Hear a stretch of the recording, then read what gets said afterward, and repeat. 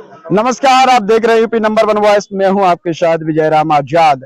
ललितपुर जनपद के अंदर व्यवस्था परिवर्तन रैली का दौर जो है कुछ महीनों से लगातार जारी है। उसी को लेकर के आज बुंदेलखंड प्रभारी कौशल वाल्मीकि के द्वारा ललितपुर जनपद के महरौनी थाना अंतर्गत ग्राम चडरा में जो है वहां पर एक जनसभा को जो है आज संबोधित करने के लिए वह वहां पर पहुंच रहे हैं। यहाँ पर देखेंगे फिलहाल यहाँ जो सोजना है, सोजना से वहां के लिए बाइक रैली जो है वह निकलने वाली है। और बाइक रैली के लिए हम आपको बता दें कि यहाँ पर गाड़ियां लगी हुई हैं, लोग यहाँ पर खड़े हुए हैं और यहाँ पर व्यवस्था है। कुछ ही देर में बुंदेलखंड प्रभारी कौशल वाल्मीकि यहाँ पर पहुंचने वाले हैं और बुंदेलखंड प्रभारी कौशल वाल्मीकि यहाँ पर पहुंचेंगे और उसके बाद जो है वह यहाँ से चर्रा के लिए प्रस्थान करेंगे। फिलहाल उनके साथ यहाँ के झांसी मंडल के मंडल अध्यक्ष जो है वह भी कमलेश सागर भी यहाँ पर पहुंच रहे हैं और साथ ही उनके और भी अन्य पदाधिकारी यहाँ पर पहुंचेंगे। फिलहाल यहाँ पर देखेंगे, हम यहाँ पर कुछ लोगों से बात भी करेंगे कि आखिर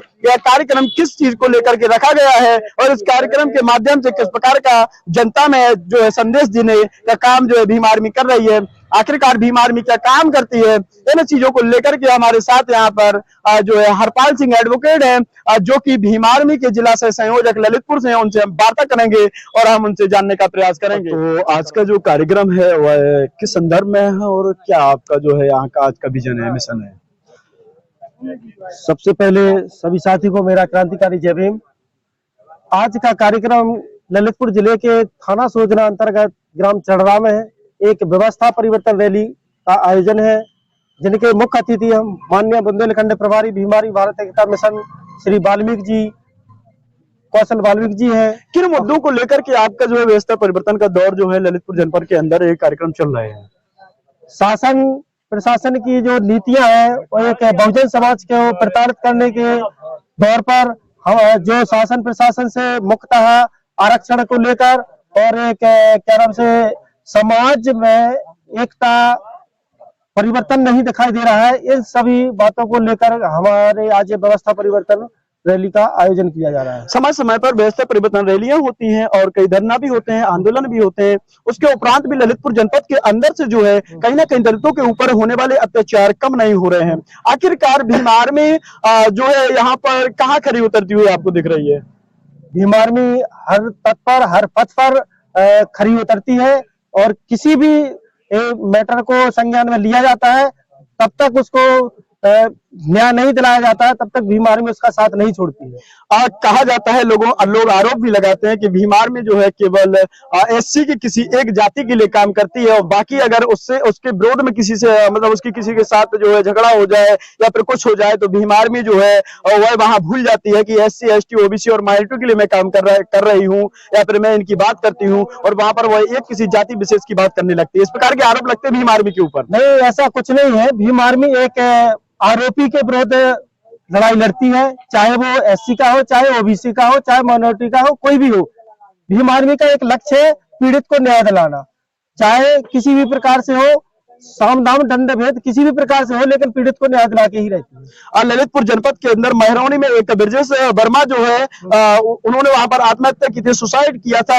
उसमें भीम आर्मी ने इन्वॉल्व किया था, लेकिन उसमें अभी तक जो है ऐसी कोई संतोषजनक बात शायद निकल के नहीं आई है। परिवार का ये कहना है। परिवार का कहना है, लेकिन उसमें एफआईआर दर्ज हुई है, मुकदमा है, उसमें चार्जशीट भी दाखिल हो गई है। अब किसी प्रकार से उसका संज्ञान हर तरह से लिया जा रहा है। विशेष रूप से पीड़ित पक्ष ने ही भीम आर्मी को गुमराह किया है। भीम आर्मी के बताए हुए रास्ते पर पीड़ित पक्ष नहीं चल पाया, इसलिए वह पेंडिंग में डला हुआ है। भीम आर्मी अभी भी यदि पीड़ित पक्ष चाहेगा तो आज भी तत्पर उसको न्याय दिलाने का काम करेगी। आज चडरा में किस प्रकार का कार्यक्रम रहेगा आपका? चडरा में भीम आर्मी का एक व्यवस्था परिवर्तन रैली का आयोजन है। इसमें माननीय बुंदेलखंड प्रभारी जी हम सभी को एक मार्गदर्शक सम्माननीय बड़े भाई चंद्रशेखर आजाद जी के बताए हुए रास्ते को वो हम सभी के बीच रखेंगे और उसमें अपना व्यवस्था परिवर्तन से आप किन किन चीजों की व्यवस्था की परिवर्तन करना चाहते हैं? बाबा साहब ने पानी का भी जो अधिकार दिया, वोट का भी अधिकार दिया, अपनी बात रखने का भी अधिकार दिया, बोलने का दिया, हर चीज करने का दिया। फिर किस प्रकार की व्यवस्था जो है आप करना चाहते हैं? यही सब बाबा साहब के बताए हुए रास्ते और जो दिया है बाबा साहब ने, यही हमारे सभी व्यक्तियों को अभी तक जागरूक नहीं है। इन्हें पता नहीं है कि बाबा साहब ने कहाँ तक हम लोगों से कहाँ से उठा के कहाँ पर रखा है, और जो बाबा साहब की बदौलत है कि हम लोग आज यहाँ पर खड़े हैं। बाबा साहब की बदौलत है कि हम कपड़े पहने हैं। बाबा साहब की बदौलत है कि हम लोग पानी आज सुकून से पानी पी पा रहे हैं।